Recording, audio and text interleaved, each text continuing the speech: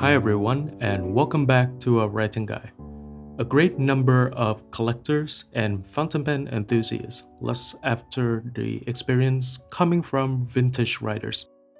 They come with irreplicable writing experience, yet also tag along our unforeseeable risks.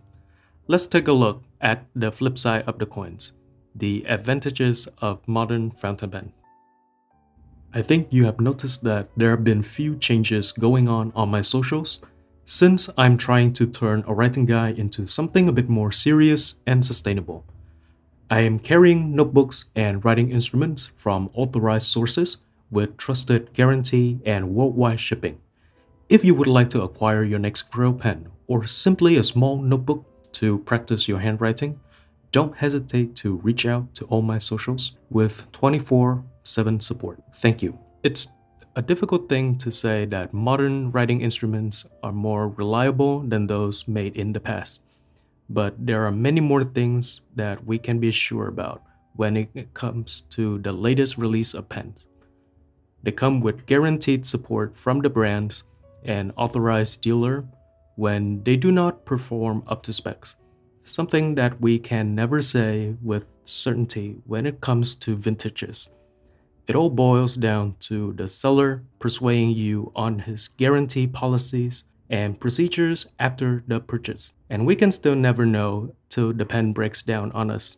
Modern pens come with the confidence that we can put almost any sort of inks inside a barrel without a worry that the ink content may eat the ink sacs from inside out or the feed shrinking after many years of use because they're made with newer resin and plastic instead of the also fonded ebonite.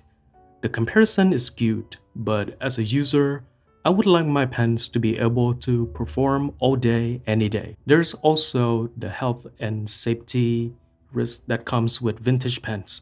Celluloid, for example, a really popular material for pen barrels in the previous decade, is actually really vulnerable to heat applications, and it can even ignite readily without the direct application of flame. We really don't want our precious cars suddenly burst into flame before our very eyes. And I think most of us wouldn't also want that with our beloved writing instruments. Let me tell you a story. I was having a chance to being driven in a 1960s Volkswagen Beetle. Beautiful car. It is one of the most well-maintained and restored car in Ho Chi Minh City. The feeling is aesthetic. The leather is good. The smell of the car, it really shows. But then it breaks down in the middle of the road in front of another truck. And it was a life-changing experience. From then on, I have a different view on vintages. They need to perform, but the effort and the funds needed to maintain all the vintages is a really hard thing to argue for. As per modern writers, the service is fairly straightforward. Rinse with water, dry them up, rinse and repeat. Brands have come a long way in terms of design. Fewer moving parts, more corrosion-resistant materials, and a simple to understand use and care guide that comes in the box. Vintage fountain pens are not that hard to find in the wild, and it comes with various shapes and sizes. The acquisition is thought to be the least tricky part of the pen journey, but what comes after that is what really makes or breaks your experience. What if the pen broke down and the only person having the parts and the skill to restore your pen is halfway across the globe? What if the spare parts are no longer available on the market and all you're left with is a combined piece of metal, ebonite, and rubber to deal with? There's no coincidence that most vintage fountain pen lovers also know how to disassemble a pen and maintain them with ink sac replacement or restoring the celluloid finishes. The skill cap needed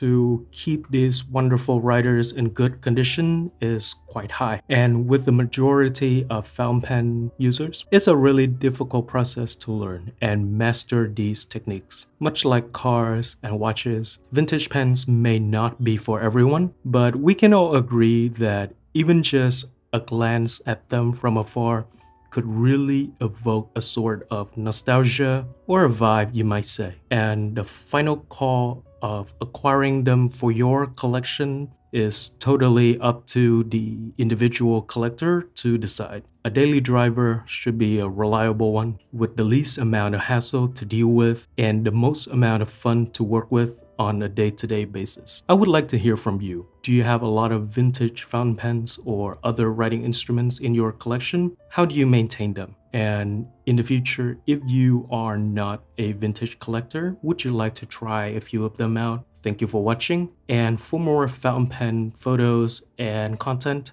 check out awritingguy.com or visit my socials at Instagram, awritingguy, or if you would like to support the channel, check out awritingguy shop on Instagram as well for your next grail pen. Thank you for watching, and I'll see you in the next one.